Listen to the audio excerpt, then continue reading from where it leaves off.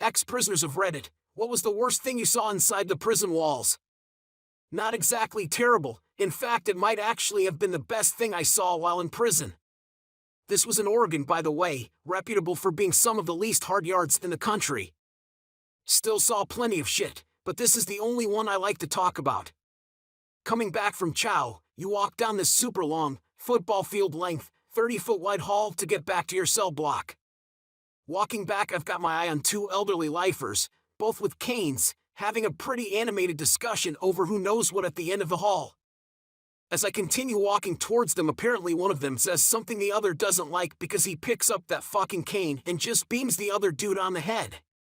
I think, oh fuck, here we go, lock down and expect the other old-timer to go down, but nope, homie must be made of sterner stuff because he picks up his cane and boom, full-on geriatric sword fight in the middle of mainline a la Cliffside Inigo Montoya fight scene in The Princess Bride. Like, these dudes are really going at it, clack clack clack, occasionally getting each other, couple of pretty gnarly lumps and gashes on each other's heads, and they're just going back and forth all over the hall, both of them 80 years old plus, doing it Dark Ages style. Shit was wild.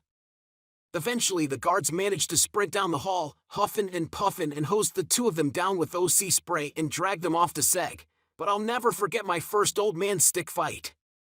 Fun fact, one of the dudes was a cannibal who killed and ate 3 people. The other was a pedophile who couldn't walk the yard or he'd get killed on sight. I worked in the medical department of a large prison in Florida. We had an inmate bite a bigger inmate's nose off, the tip. The bigger guy kept asking the kid for sex, and the kid had enough. We saw several stabbings, several were life-flighted out, but those weren't the most interesting. We had an inmate smoke some bad spice, made out of God knows what. He came to medical out of his mind and later died because it caused brain hemorrhaging. One guy got a dislocated patella and was just sitting patiently as I got his info. I asked if it hurt and he said yeah. I asked how he was so chill and he replied, because I'm not a bitch. Not the most messed up, but this stuck with me for whatever reason. While studying medicine, I was working at a prison clinic in New York.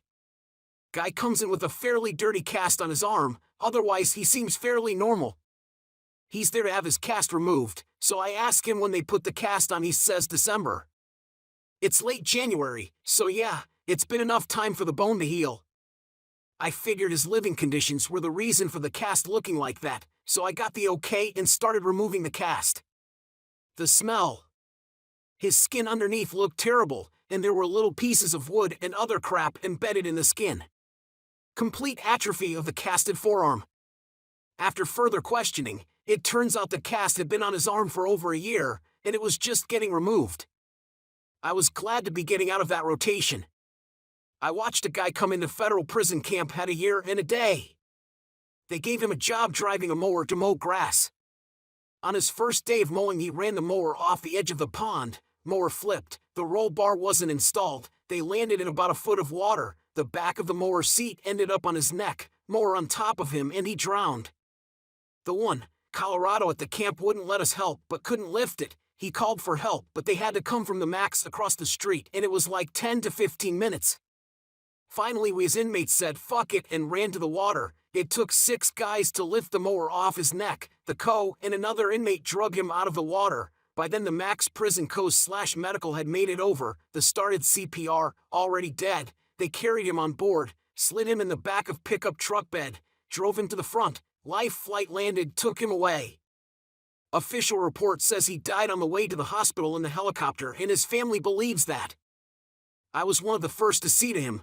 I was the one that went screaming to get inmates to come help. That man was dead when he came out of the water. I saw it in first person. The prison lied, covered it up because they didn't want to be sued. He was legally blind, remember that. They let him on a mower. Our commissary sheets was 1 page front and back. His was 3 pages so that he could see it. After it was over, a day or 2 later, the camp director came and talked to the whole camp, saying he died on the way to hospital, that they tried to save him.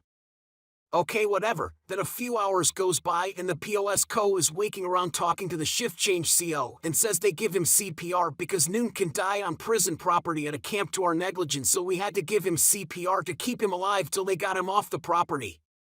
He was dead, way dead, coming out of the water. Was in the TV room during late night in a dorm unit pretty early on in my 10-year bid. There were only a few guys in there since it was about to close, and I was towards the back of the room. A guy walked in with a coffee cup, sets it down at a chair a couple rows in front of me, then leaves the room again.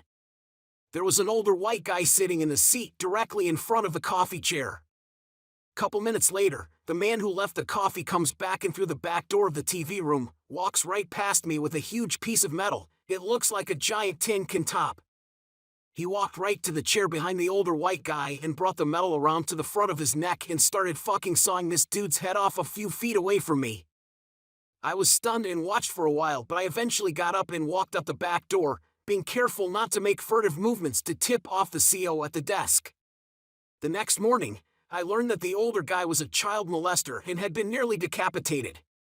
The giant piece of metal was the entire top of a toilet/sink console that had been removed, flattened, and sharpened.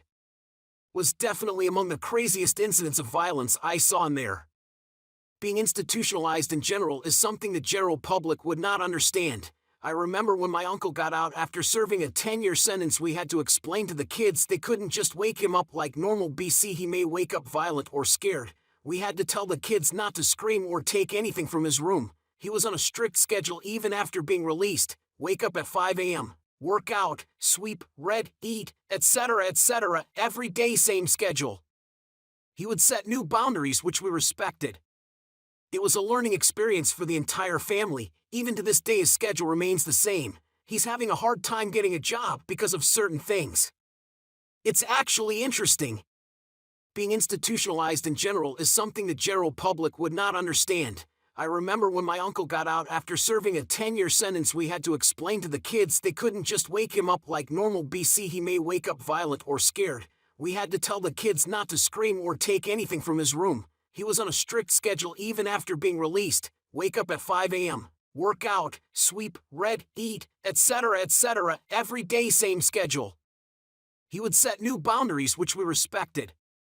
It was a learning experience for the entire family. Even to this day his schedule remains the same. He's having a hard time getting a job because of certain things.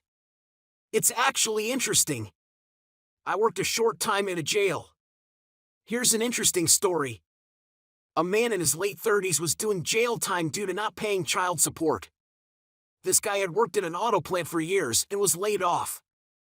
He didn't have any other skills and was struggling to find another job.